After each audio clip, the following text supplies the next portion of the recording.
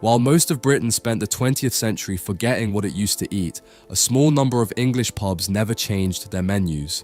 They're still serving the oysters, deviled kidneys, steak puddings, and game pies that fed Charles Dickens, Samuel Johnson, and the working men of Georgian England. Not as heritage theatre, not as recreation, but as continuous tradition, the same dishes, the same methods, still plated up today. What that means is complicated, because the food stayed the same, but everything around it transformed completely. The oysters that fed London's poor in 1798 now cost a week's wages. The chop house breakfast that fueled city clerks is served to financial traders who apparently still eat like their Georgian predecessors, and the Lancashire hot pot made for factory workers outlasted the factories themselves. These aren't museum pieces. They're functioning pubs where you can still order what Dickens ordered, cook the way he ate it in rooms he sat in. 13 of them remain. 1. Rules. Restaurant in Covent Garden opened in 1798 as an oyster bar. It's London's oldest restaurant, not pub, the distinction matters, and it has been owned by only 3 families across 227 years. Charles Dickens dined here. H.G. Wells dined here. The menu written during the reign of George III is functionally the same menu served today. Oysters, steak, and kidney pie. Roasted game from the restaurant's own estate in the High Pennines. The restaurant stayed open through both World Wars. During rationing in the 1940s, when most of London was eating spam, Rules still managed to serve grouse and pheasant at 5 shillings a plate. It has outlasted 10 monarchs.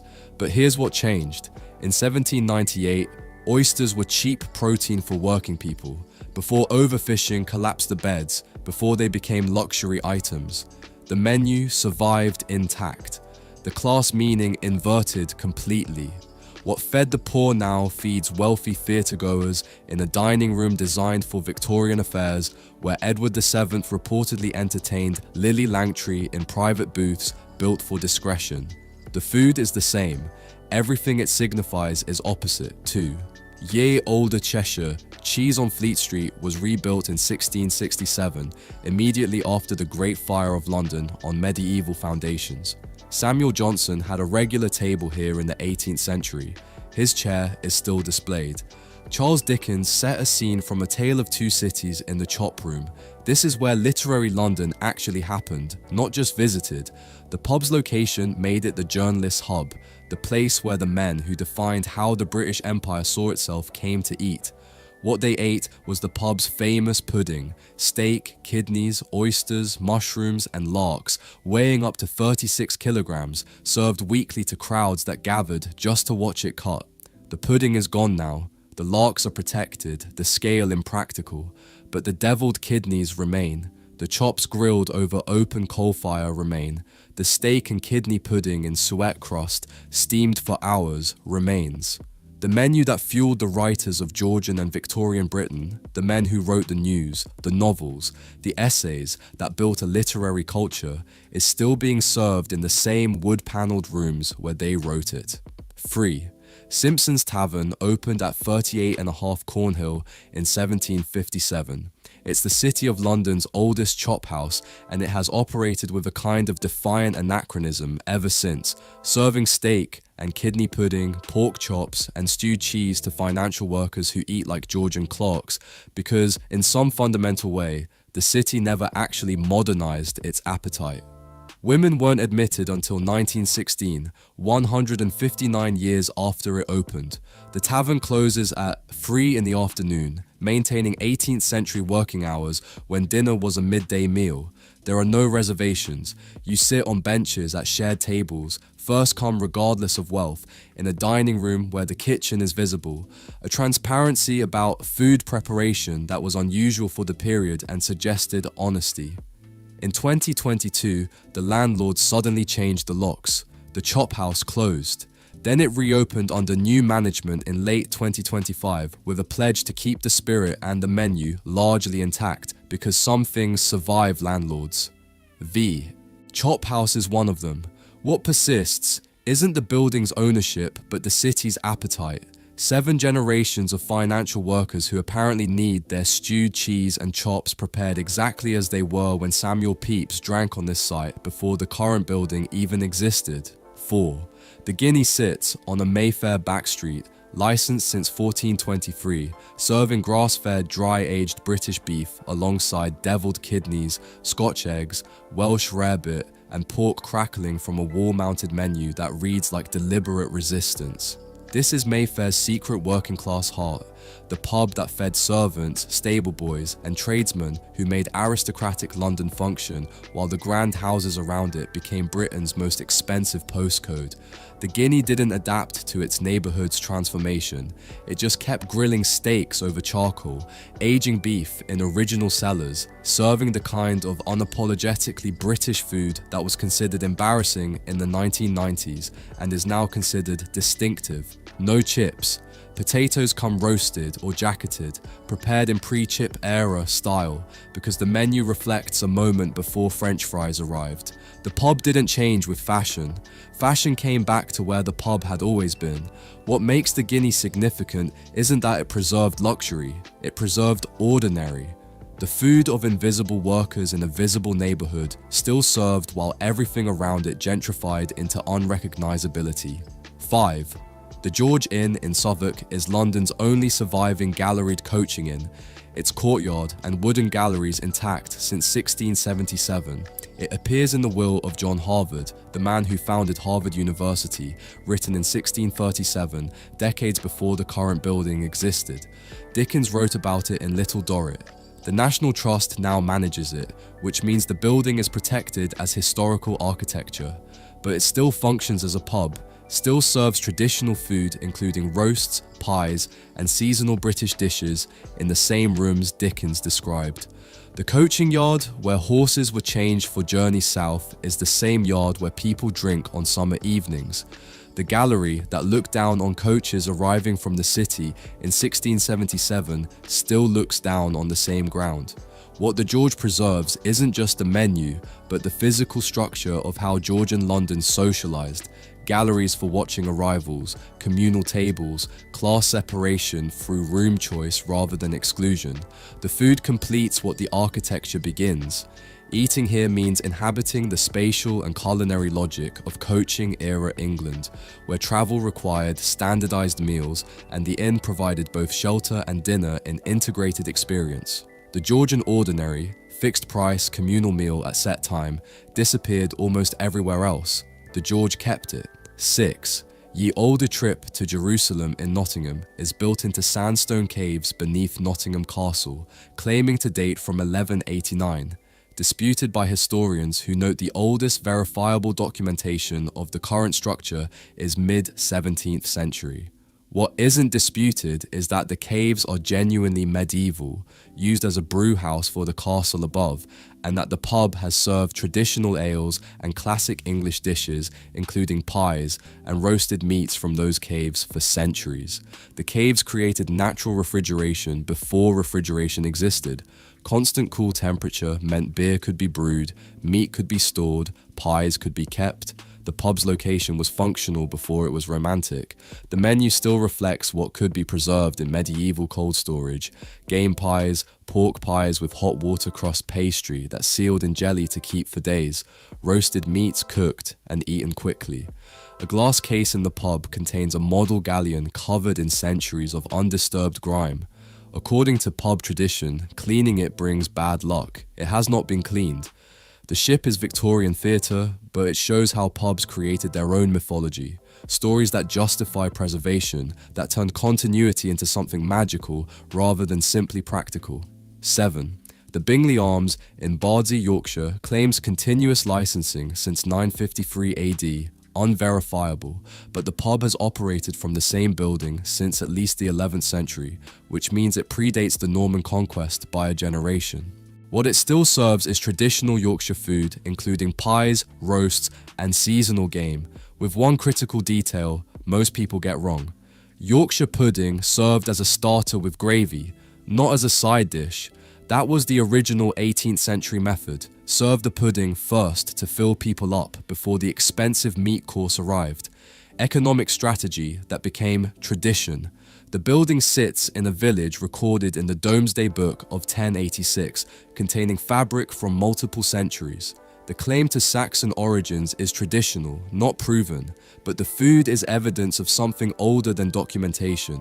Recipes that passed through oral tradition, through monastery dissolution, through civil war, through industrialization, still plated up because Yorkshire's culture resisted food fashion longer than anywhere else in England. 8. The Crown Inn in Chiddingfold has stood on the Winchester to Canterbury pilgrimage route since 1383. King Edward VI stayed overnight here in 1552, a 14-year-old boy travelling for his health. The building retains its original wheeled and crown post roof, one of the oldest surviving examples in England. The same timber structure that sheltered a dying child king is still the roof of the dining room where people eat Sunday lunch today. Chiddingfold was a medieval glassmaking centre, supplying Westminster Abbey and St George's Chapel. The Crown fed the glassmakers, skilled workers doing hot, dangerous labour that required substantial meals. The glass industry died, the workers vanished, but their canteen survived, still serving traditional English roasts and pies in medieval dining rooms. What this proves is that industrial food culture can outlive the industry itself. The menu wasn't designed as heritage, it was designed as fuel. The fact that it still exists, centuries after the craftsmen it fed disappeared, makes it accidental archaeology of English working life. 9. The Sign of the Angel in Laycock operates from a half-timbered building dating to the 15th century, serving traditional English food in a village so perfectly preserved that Pride and Prejudice, Downton Abbey, and Harry Potter all filmed here. The village looks like no time has passed because almost no time has. Laycock is owned nearly entirely by the National Trust, curated as living history. The inn serves the village that serves the films that romanticize the era the inn actually comes from. But here's the critical distinction. This isn't recreation. The Sign of the Angel didn't restore a historical menu for tourists. It never changed the menu in the first place. What costume dramas treat as fantasy, the food of Austen's England, of upstairs-downstairs hierarchies, this pub simply kept making. The wool trade wealth that built 15th century Lecoq created conservative merchant culture with steak in traditional order. That conservatism preserved foodways through centuries when everywhere else modernized. The inn that looks too perfect to be real is real, precisely because it never tried to be anything else. 10. The Old Bell in Malmesbury was built around 1220 to house craftsmen constructing Malmesbury Abbey. It's one of England's oldest hotels, providing continuous hospitality service for 800 years. The abbey it was built to serve is still standing. The inn built to house the abbey's workers is still standing. And the food, monastic-influenced recipes, emphasizing simple seasonal ingredients, traditional English breakfasts, maintaining medieval meal structure, pottages and stews that were monastic diet staples, is still being served in rooms that have received guests since stonemasons carved the abbey's columns. Henry VIII dissolved the monastery in 1539. The Protestant Reformation dismantled England's religious institutions, seized their lands, ended their authority, but it couldn't dissolve dinner. The working men's canteen outlived the cathedral, proof that English food culture ran deeper than theology.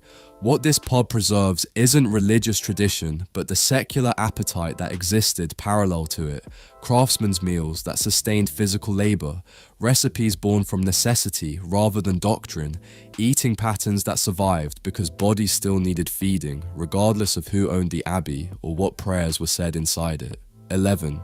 The Lamb Inn, Shipton under Wychwood, Oxfordshire, devilled kidneys, lamb or beef. Kidneys cooked in butter, Worcestershire sauce, mustard, and cayenne pepper were standard Georgian and Victorian breakfast and supper. Working class men ate them before shifts. City clerks ate them at chop houses. They appeared on hotel breakfast menus, in private homes, in pub kitchens across England. Then they disappeared, almost entirely.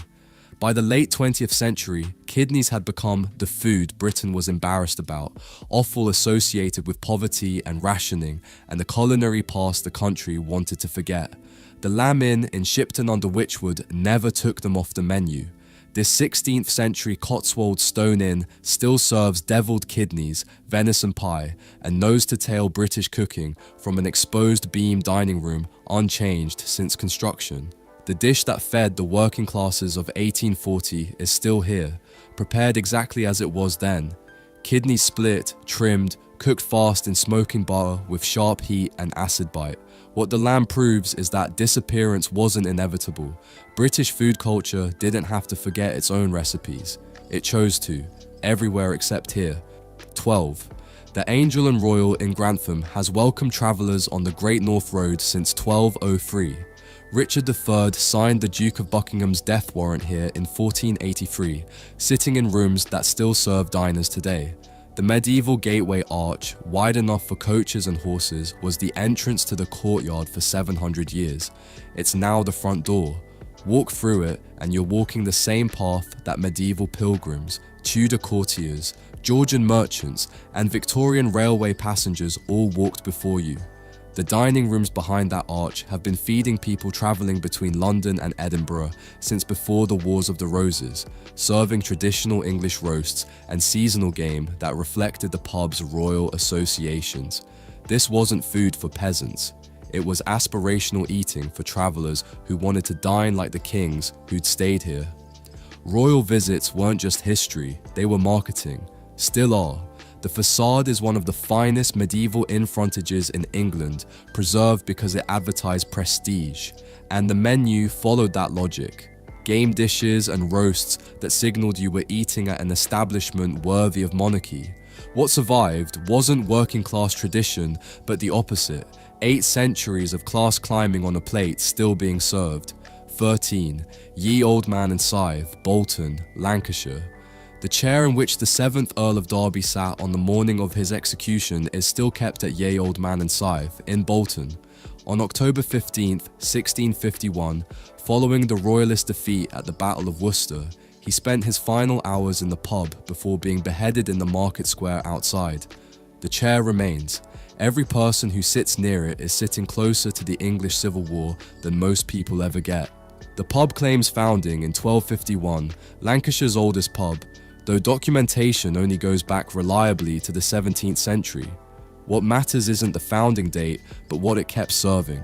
Lancashire hot pot, black pudding, traditional working men's meals built from cheap cuts and long cooking. Medieval preservation methods, blood sausage that used every part of the animal because waste meant hunger, persisted here through feudalism, capitalism, and the Industrial Revolution. Bolton became a cotton mill powerhouse. The pub fed factory workers the same food it had fed medieval peasants. Different economic system, same plate. The Earl of Derby's execution showed class conflict playing out violently, but the pub survived by feeding both sides. What Lancashire hot pot represents isn't royalist or rebel, it's working class continuity through revolutionary change, the dish that outlasted every political upheaval England threw at it. These 13 pubs didn't preserve their menus because of nostalgia or heritage marketing. Most of them kept cooking the same food because their regulars wouldn't allow changes, or because the recipes were simply too good to abandon, or because altering what worked seemed unnecessary. Rules kept serving game because game was what they'd always done best. Simpson's Tavern maintained its chops because city workers kept ordering them. The lamb never removed deviled kidneys because removal would have required conscious decision, and nobody made it. What resulted was accidental museums of a food culture Britain spent a century trying to forget. Proof that what fed Georgian and Victorian England was never as bad as modern Britain convinced itself it was.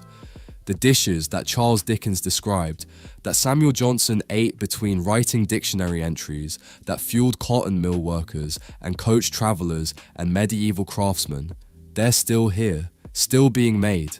What changed wasn't the food, but everything around it. The class meanings, the economic systems, the cultural confidence to serve kidneys without apology. These pubs outlasted empires and wars and food fashions by the simple method of not stopping. They're evidence that culinary tradition doesn't require intention. Sometimes it just requires stubbornness, and the knowledge that some things, a properly made steak and kidney pudding, a Yorkshire Sunday roast, oysters at rules are too good to let die.